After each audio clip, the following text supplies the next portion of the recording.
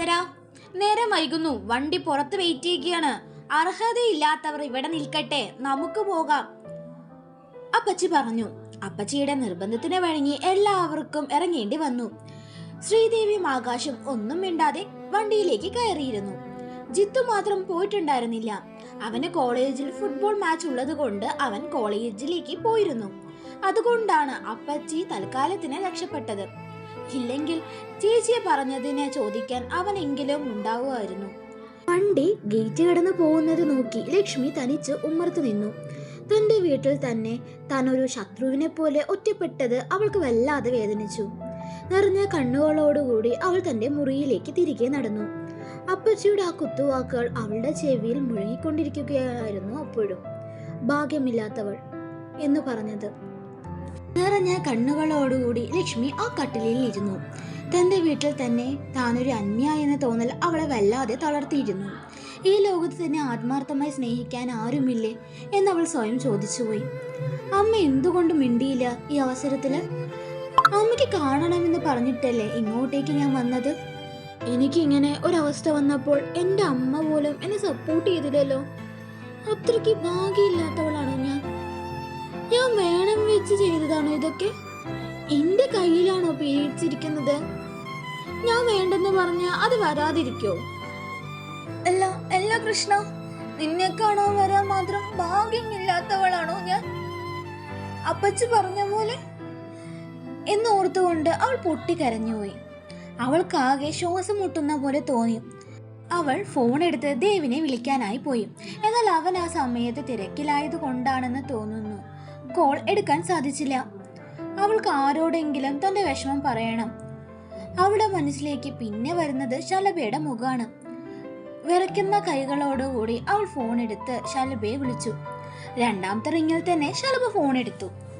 എന്താ ടീച്ചറെ, അമ്പലത്തിലേക്ക് പോയി തൊഴുതിട്ട് വന്നു ഇത്ര പെട്ടെന്ന്? എന്റെ കാര്യം കൂടി പറഞ്ഞോ? അല്ല, എന്നെ മറന്നോ? ശലഭയുടെ ആ ഉത്സാഹം നിറഞ്ഞ ശബ്ദം കേട്ടതും ലക്ഷ്മിയുടെ നിയന്ത്രണം വിട്ടു. അവൾ പൊട്ടിക്കരഞ്ഞുപോയി.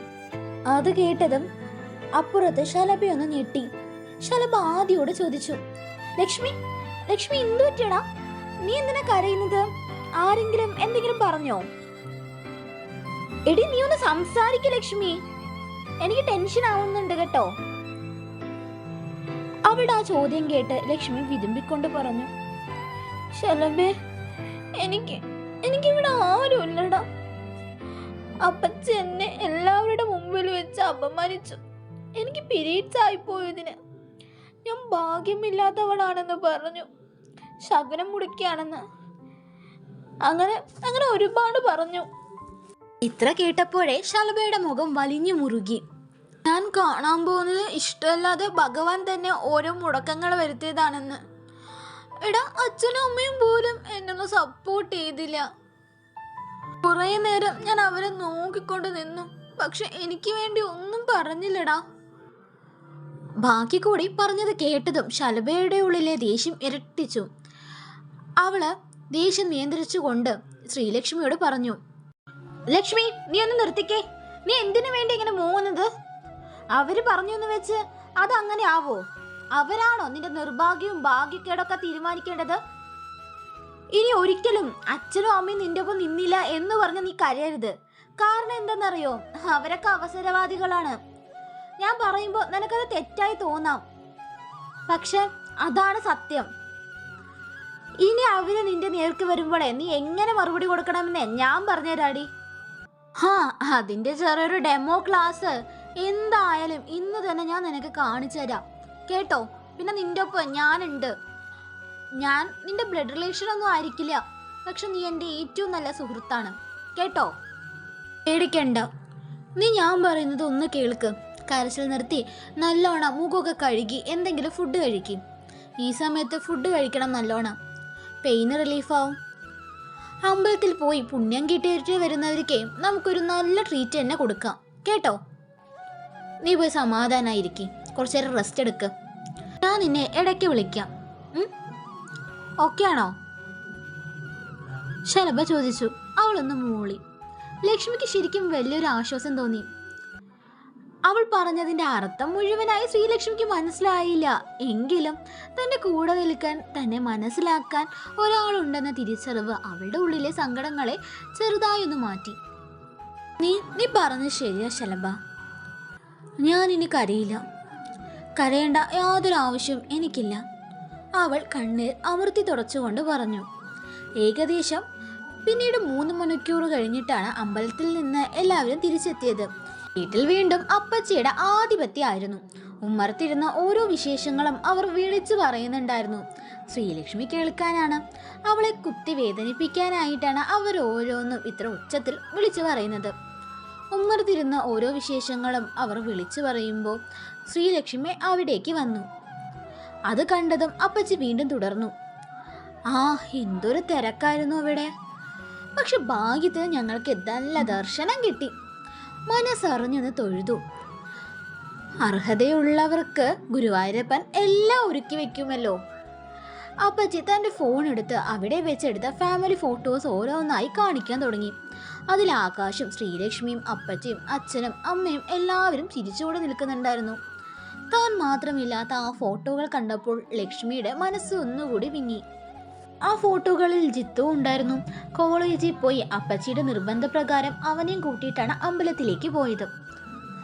പാർവതി തൻ്റെ മകളുടെ മുഖത്തേക്ക് നോക്കി. ആ നിമിഷം അവർക്ക് വല്ലാത്ത സങ്കടവും കുറ്റബോധം തോന്നിയെങ്കിലും അപ്പച്ചിയുടെ നാവിനെ ഭയന്ന് അവർ നിസ്സഹായായി നിന്നു. ലക്ഷ്മി പതുക്കെ അവിടെ നിന്ന് മാറി തൻ്റെ മുറിയിലേക്ക് നടന്നു.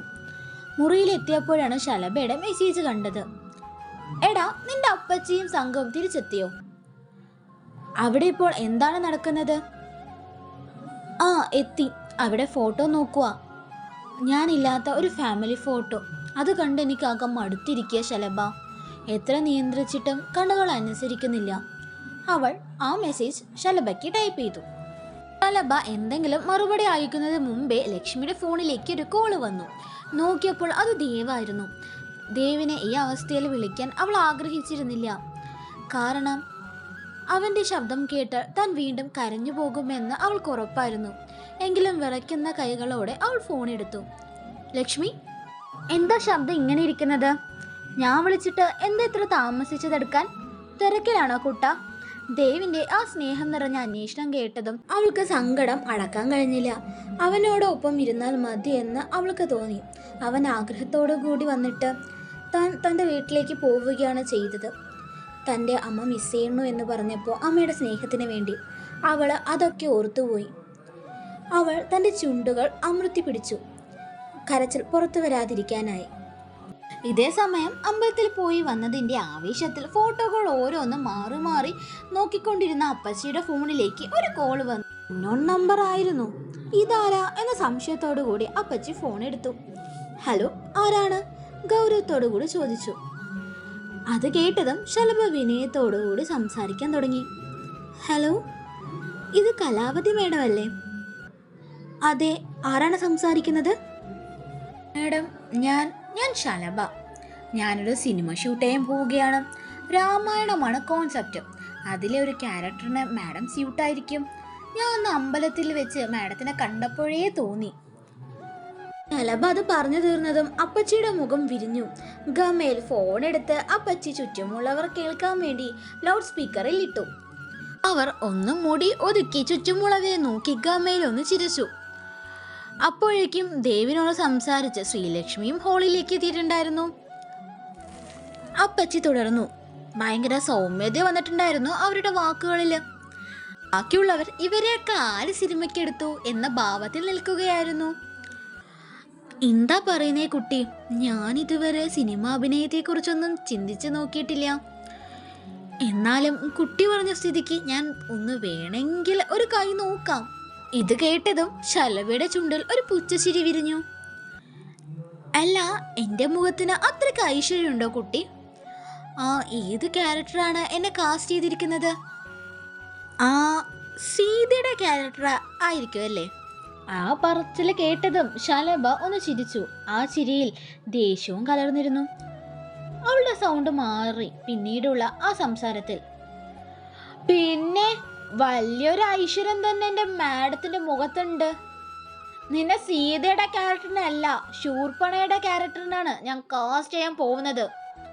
എന്താ തള്ളയുടെ മോഹം? നിന്റെ മുഖത്തൊക്കെ ഐശ്വര്യം ഉണ്ടെന്ന് ആരെങ്കിലും പറയോടി പറട്ടെ തള്ളേ. നിന്റെ മുഖം കണ്ടേ അന്നത്തെ ദിവസം തുടങ്ങിയാലേ പിന്നെ ആ മനുഷ്യൻ പച്ചവെള്ളം കുടിക്കില്ല. ശലഭ വീറോടെ പറഞ്ഞു. അപ്പച്ചിയുടെ കയ്യിൽ നിന്ന് ഫോണ് താഴെ വീണു. അവർ ഞെട്ടിപ്പോയി അവളുടെ വാക്കുകൾക്ക് മുമ്പില്. ചുറ്റും നിന്നവരാവട്ടെ ചിരി അടക്കാൻ പാടുപെട്ടു. ശ്രീലക്ഷ്മിയുടെ കണ്ണുകൾ വിടർന്നു. ഈ ശബ്ദം താൻ എവിടെയോ കേട്ടിട്ടുണ്ടല്ലോ അവൾ ഓർത്തു. പെട്ടെന്നാണ് ശലഭയുടെ വാക്കുകൾ അവൾക്ക് ഓർമ്മ വന്നത്. അവൾ അതിശയത്തോടു കൂടി നോക്കി. അപ്പച്ചി ദേഷ്യം കൊണ്ട് വിറച്ചു.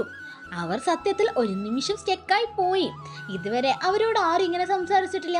അതിന്റെ കുറവ് അവർക്കുണ്ട്. അത് ശലഭ തീർത്തു കൊടുത്തോളും. നീ ആരാടി? ഫോൺ വിളിച്ച് കളിയാക്കുവാണോ എന്നെ? എന്റെ മുഖത്തെ പറ്റി പറയാൻ നിനക്കെന്താടി അധികാരം? നിനക്കെന്നെ അറിയില്ലാടി. ഈ കലാവധി വിചാരിച്ചാലേ നിന്റെ പൊടി പോലും കാണില്ലേ ഭൂമുഖത്ത്, അപ്പച്ചി വീറോടെ പറഞ്ഞു. അത് കേട്ടതും ശലഭ പുച്ഛിച്ചു. പിന്നെ നിനക്ക് എന്നും അറിയില്ലടി തള്ളേ. നീ ഇങ്ങോട്ട് എന്നെ പൊടിപ്പിക്കാൻ വാ. എന്റെ കൈയങ്ങ് മാങ്ങ പറിക്കാൻ നിൽക്കുവല്ലേ. കുറെ ആയി നീ മറ്റുള്ളവരുടെ മേലെ കുതിര കയറാൻ തുടങ്ങിയിട്ട്. പാവങ്ങളുടെ മേലെ മെക്കിട്ട് വരാൻ നിന്നെ പോലുള്ള അസത്ത് തള്ളകളൊക്കെ അറിയുള്ളൂ. അവരെ കുത്തി നോവിക്കാൻ. എന്നെ പോലെയുള്ളവരുടെ അടുത്ത് മുട്ടി നിൽക്കാൻ വരല്ലേ. അമ്മച്ചിക്ക് സമയം തികയും മുമ്പേ ആ കാലപുരിയുടെ ടിക്കറ്റ് എടുത്തു തരും ഞാന്. കേട്ടോടി പറട്ട മുതുക്കി. മനുഷ്യരുടെ ചോര ഊറ്റി കൊടുക്കുന്ന രക്തരക്ഷസേ ശൂർപ്പണകെ, നിനക്ക് ഞാൻ താടകയുടെ ക്യാരക്ടർ തരാടി. മേലാലെ എൻ്റെ പ്രിയപ്പെട്ടവരെ വേദനിപ്പിക്കാനായി നിന്റെ ഈ മൂദേവി മുഖവുമായി ചെന്നാലുണ്ടല്ലോ, നിന്റെ മുഖം ചുമരിലിട്ട് അരച്ചിട്ട് അതിൽ ചാണകവെള്ളം ഞാൻ തെളിക്കും. കേട്ടോന്ന്? ബാക്കിയേ ഞാനേ അടുത്ത എപ്പിസോഡിലേക്ക് പറയാട്ടോ ഗൈസ്. ഇഷ്ടമായ ഒന്ന് സബ്സ്ക്രൈബ് ചെയ്യണേ. ചീത്തവിളി ഇത്തിരി കൂടിയെങ്കിലും ഒന്ന് ക്ഷമിക്കണേ. നിങ്ങളുടെ അഭിപ്രായങ്ങളെ ഒന്ന് കമൻറ്റ് ചെയ്യണേ ഗൈസ്. Thanks for watching.